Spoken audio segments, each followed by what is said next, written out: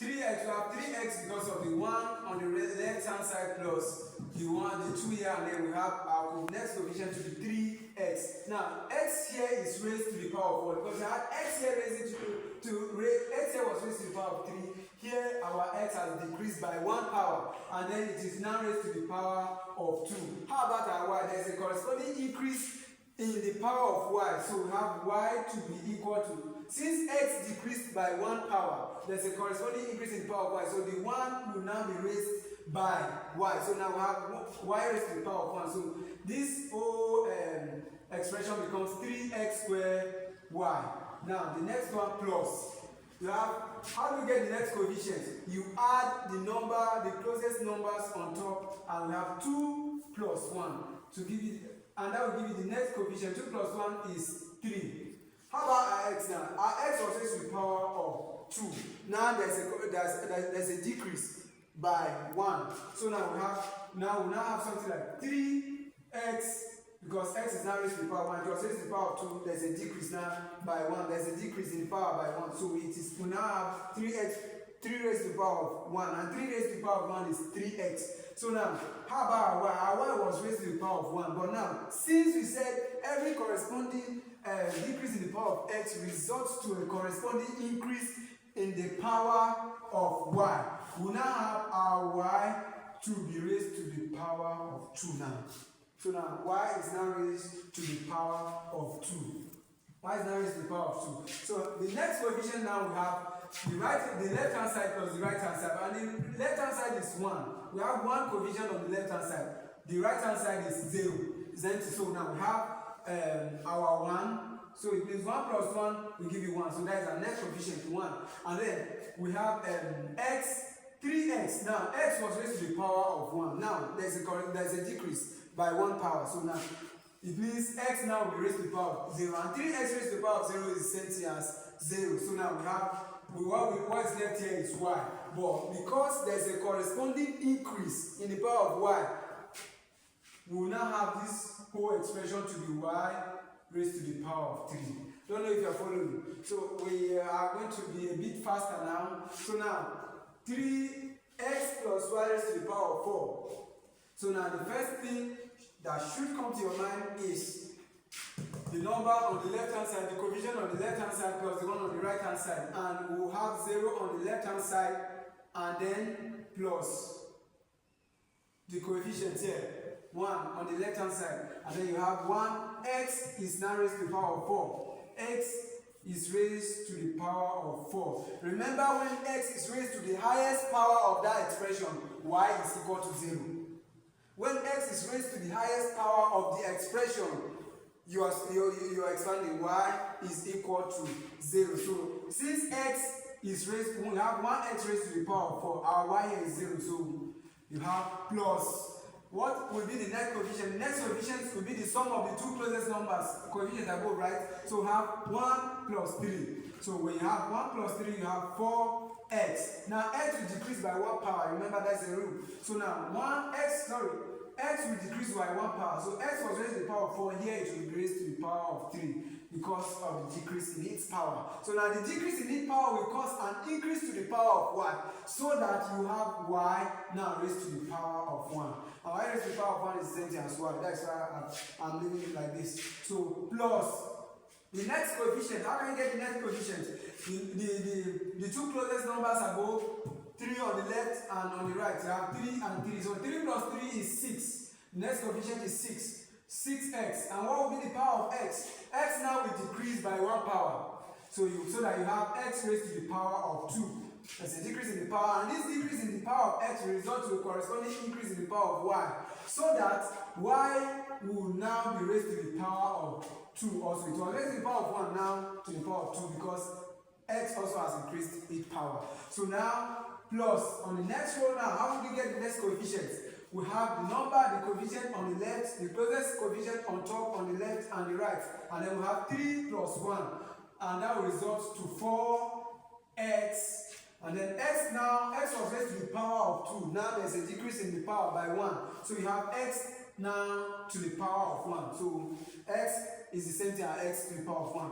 So now this, you have 4x to the power of 1. How about y? Our y now, the increase in power of x will now cause the decrease in power of x will cause an increase in the power of y, so that our y now will be raised to the power of 3.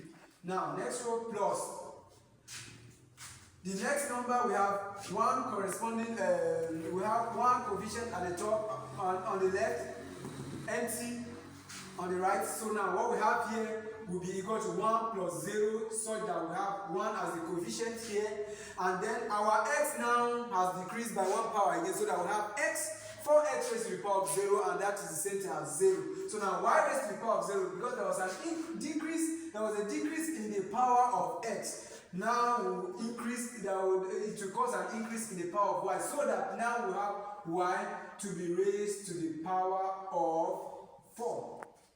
And that is how we expand this expression. So now when you arrange this, when you arrange the coefficients, you have 1, and then you have 1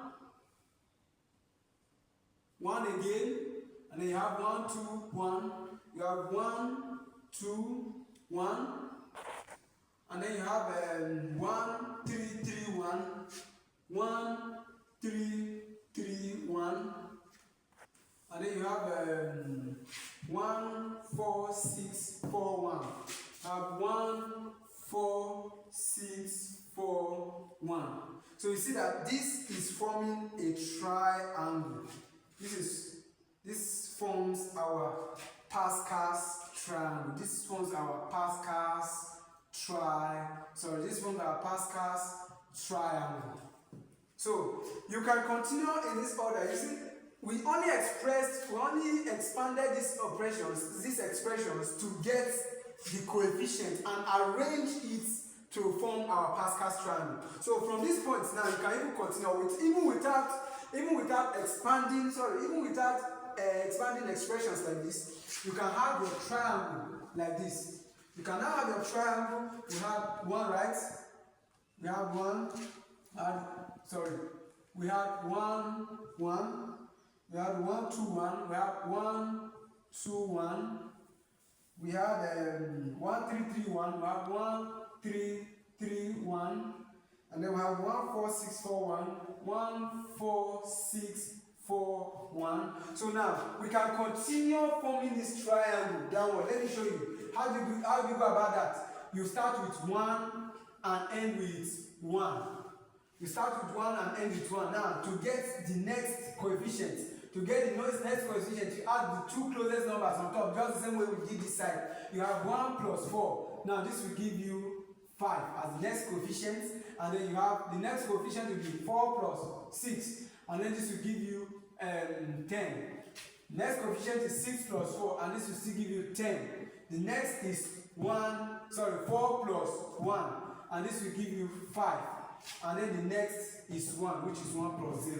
That is how you can, with this knowledge, you can continue your Pascal's triangle to the 100th power of your equation. So, in summary, we have talked about binomial expressions, Pascal's triangle. I think we are running out of time. In our next video, before we continue to get binomial coefficients, we'll still have a brief recap on Pascal's triangle, because it is very important for you to know what Pascal's triangle is all about, so far as you want to treat binomial expressions, because this gives you the coefficient. Now, because we've gotten the coefficient of this equation of x to the power of this to the power of 5, right? So now, when you're given to solve to expand an equation, x plus y to the power of 5, you already have your equation. You already have your coefficient to be 1, 5, 10, 10, 5, 1. This will be your coefficients. So you now go and expand these equations. Now, after expanding the equations, you only have to add the coefficient instead of going back to solve for the coefficient. So binomial, Pascal's triangle is very important in this very topic. So I want all of you to study this on your own, and if there's any questions, drop it in the comment section.